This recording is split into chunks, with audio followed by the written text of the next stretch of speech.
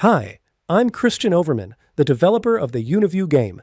I have prepared these very detailed instructions for those who want a step-by-step tutorial. Let me first say that having a strong internet connection is important. If you find that the video clips are running roughly or not starting without a pause, it usually means your internet connection is weak. One possible way around this problem is to create what's called a hotspot on your smartphone, and then connect the device you are using for the game to that hotspot. If you have no idea what I'm talking about, find a friend who can set up a hotspot on your smartphone and get you connected. But usually, the normal internet connection in your home, school, or church will work just fine. The game itself can be played on a smartphone, but I don't recommend this because the screen is so small. The larger the screen, the better. I recommend that you connect your laptop to a large screen, such as a smart TV, if you are playing the game with a group, such as a classroom of students. But a laptop works just fine at a dining room table. One way to directly connect a laptop to a smart TV is with an HDMI cord if the laptop has an HDMI input and the TV has one. For wireless options, you may be able to use built-in features like Miracast or Chromecast. If you are unfamiliar with all this, find a knowledgeable friend to assist you. When you first get into the online game site, by typing in the game's URL on your internet browser, you will be taken to a landing page. The game's URL is uniview.lovable.app. Once you're on the landing page, you will see some colored control buttons near the top of the page. You should also see 2 short videos on the landing page, but you may have to scroll down the page a bit to see these. Not all computer screens are alike. Watch both of the videos. They are short. One is a trailer for the game with an opening title that says, "Created for Upper Elementary, Fitting for the University." And the other is a short video called "What is a UNIVIEW?", where the word UNIVIEW is defined. These videos are posted on YouTube, and at the end of the video, there may be some thumbnail images of YouTube videos that have nothing to do with the game. Totally disregard these videos. You might have to click an X to get them to disappear. Now go to the top of the page and click the About button. Read about why the game was created and watch the 2 video clips on that page. Again, you likely will have to scroll down the page. Then click the How to Play button, which may be at the top of the page or the bottom of the page. This will take you to a page that explains the structure of the game and the role of the game moderator. Then click the gold Get Set to Start button. This will take you to a page that says Before You Start. On this page, watch the video at the top and then download and print off enough copies of the truth statements for all players to have their own copies. Do this by clicking on the download button seen on this page. Print the truth statements front and back, so the players will have only 2 pieces of paper to deal with, rather than 4.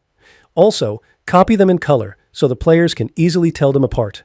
The green document is truth statements relating to activities and events, and the blue document is truth statements related to people and things.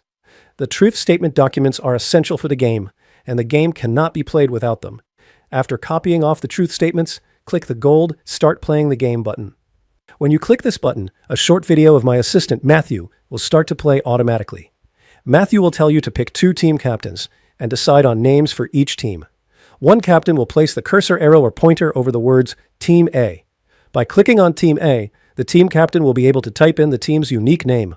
Then the other captain will click on Team B and type in the second unique team name. After this is done, click on the gold prompt. This will automatically start a second video by Matthew. In this step, each team captain takes a turn spinning the die by clicking on the die itself or just below it. Let me add here that it is not necessary to listen to the full introductory videos by Matthew each time you play the game. You can click the End Video button, which will take you to the end of the video, and you can move on without watching the full video every time. The captain that rolls the smallest number goes first. You will hear some fanfare music and a button that says, "Click here to start." You are now ready to start the game. The team captain who goes first clicks the Captain Rolls the Die button that appears on the screen. Let me interject something at this point. If you click the Start a New Game button near the top of the page, it will take you to the step in which the 2 team captains roll the die to see who goes first. Every time you start a new game, you will see 2 small circles in the lower left-hand corner of the game board on the Start and End square. One small blue circle has an A on it, and the other small red circle has a B on it. This represents Team A and Team B. The captain of the starting team clicks the Roll Die button, and a small corresponding circle moves 1 square at a time forward on the board, automatically. On the square that was determined by the roll of the die, the image of that square enlarges for just a moment, so everyone can clearly see what is on the square. There are various kinds of squares around the board. I'll explain them to you. The first kind of square you are likely to land on asks the team to identify a person, a thing, an activity, or event on which to focus. A panel will automatically appear on the screen with Matthew's friend Anna giving some instructions in a short video clip. Again, after playing the game several times, you won't have to watch Anna's instructional videos each time you play the game. You can click the End Video button to go directly to the end of the video. The directions Anna gives are also given in written form in the directions box under Anna's video. The first step is for the team that is up to determine a specific person, thing, activity, or event to focus upon. To make the game as useful as possible, it is highly recommended that the players determine a specific person, thing, activity, or event that is related in some way to what they are studying in school. After the team has determined the specific person, thing, activity, or event to focus upon, the captain of the team needs to type in the specific name into the white text box that appears in the directions panel. If the person, thing, activity, or event is well known, it is only necessary to type in the name, but if not well known, the captain will need to type in a very brief description. This is so that the AI program will not be lost when it comes to making commentary. The captain may type in as much description as desired, but remember that no description is necessary when the person, thing, activity, or event is well known. The next step is for the team that is up to identify specific truth statements that connect directly with the person, thing, activity, or event of interest. The players need to be looking at the right list of truth statements. If the focus of attention is a person or thing, then the truth statements related to people and things is to be referenced. It has a pale blue background. If the focus of attention is an activity or event, then the truth statements related to activities and events with a pale green background is to be referenced. The team that is up will be given 90 seconds to identify any truth statements that connect directly to the item of focus and tell how those truth statements connect. Let me give you some examples of fitting connections. Let's say the focus was on George Washington. A fitting truth statement would be, a good name is more desirable than great riches. To be esteemed is better than silver or gold. This connects with George Washington because he was an honest person with a good reputation, and this was of more value to those around him than money. If the focus was on the invention of the tractor, a fitting truth statement would be, because we are made in God's image, we can think, create, choose, and care for others.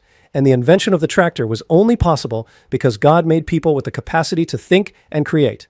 And this invention has allowed farmers to produce more food for human consumption because less food is required to feed the horses and mules that used to do the work a tractor now does. If the focus is on mowing the lawn, a fitting truth statement would be, physical work is not a curse, and the material world is not something bad. And this truth connects well with mowing the lawn because it is a good thing to serve others by making yards beautiful. If the focus is on the events of 9/11, a fitting truth statement would be, the earth has been plagued by corruption and decay since humanity's first sin. No human activity is walled off from its bad effects, and this relates to 9/11 because what happened that day was a display of human corruption, and many people who were not expecting to be harmed that day, just going to work again, were the recipients of some horrific choices. The players are not limited to the 110 truth statements that are on the 2 game lists. If a player thinks of a biblical truth that is not on one of the lists that connects well with a particular item of focus, the moderator will decide if the truth statement is a biblical one and if it fits. When the 90 seconds is up, the opposing team then has 30 seconds to identify any truth statements that the other team did not mention and tell how those truth statements connect with the item of focus. They will be awarded 1 point per fitting connection, and the moderator will add the points to the scoreboard at the top of the page. The next thing that will happen is all the players will hear a short commentary by AI, telling how the particular item of focus connects with the biblical big picture of God, creation, humanity, moral order, or purpose. The players should listen to see if they came up with connections that AI does not mention. At the end of each commentary by AI, there will be a question for reflection or application. This question will be seen in text form after clicking the blue box at the bottom of the panel when the audio playback of AI is over. At this point, all the players on both teams will be given 90 seconds to give answers to the question that is written in the box. The team that is up gets the first opportunity to answer the question, and then the other team has an opportunity immediately. The moderator keeps score. When this is done, The captain of the team that goes next clicks the continue button and then rolls the die to move forward that number of spaces automatically. There are several different kinds of squares around the board. There are 8 squares that require the players to focus on a particular person, thing, activity, or event, as was done in the above example. There are 3 video squares, 2 squares called talent show, 1 wildcard square, 1 square called your story, another square called your hands, a square called your voice, a square that requires the team landing on it to give the opposing team 4 of their points, and a square that instructs the team landing on it to ask God for wisdom and insight. When landing on the wildcard squares, the players may select any person, thing, activity, or event they want to focus on. However, in the wildcard sequence, the players focus on just one of the 5 UNIVIEW categories, and this category is to be determined by spinning the electronic spinner that appears in the wildcard panel. For example, if the team wants to focus on George Washington and the spinner lands on purpose, then all of the truth statements and their connections must relate to purpose. The team that is up has 60 seconds to identify fitting truth statements from that one category and tell how they fit. And then the opposing team has 60 seconds to do the same with truth statements that were not mentioned by the other team. Teams receive 1 point for every fitting connection. There are 2 talent show squares. When landing on these squares, the team that lands on it provides some entertainment for the group. They tell 2 or 3 jokes, sing a song, toss a wiffle ball or a ping pong ball into a waste paper can 3 times in a row from 15 feet away, do some charades, or perform some other demonstration of talent. The team captain organizes this. The game moderator will award 5 points for good effort. 1 square is called Your Story.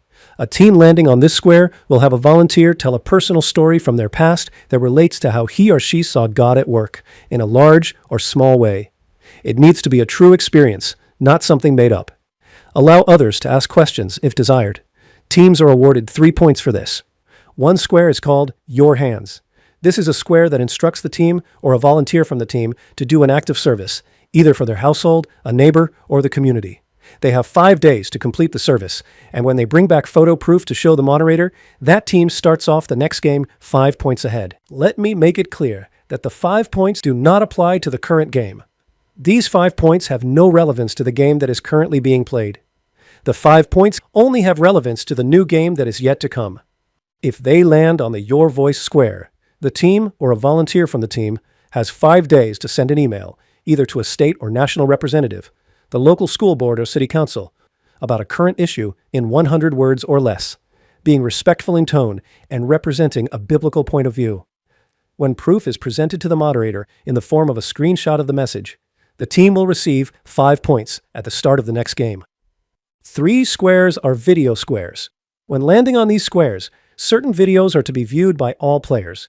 These videos are to be viewed in sequence, starting with video number 1 and going through to video number 20. It is not possible to see all videos in a single game. In fact, it could take 7 or more games to get through all 20 videos. During this step, the next video in the sequence is to be selected. One has to be selected in order to continue. And then the electronic spinner is spun by the captain of the team that is up to determine which of the 5 UNIVIEW components the players will connect the content of the video with. In this step, the team that is up will have 90 seconds to identify any truth statements that connect the video content with the selected UNIVIEW component of focus and tell how it connects. And then the other team will have 30 seconds to do the same. Award 1 point for each fitting answer. Then, a short commentary by AI will be heard with a question for reflection or application at the end. And both teams will have 90 seconds to provide fitting answers, alternating with one another. 1 point is to be awarded for each fitting answer. The game is over when both teams have gone around the board once and landed on the start and end square. The team with the highest number of points wins.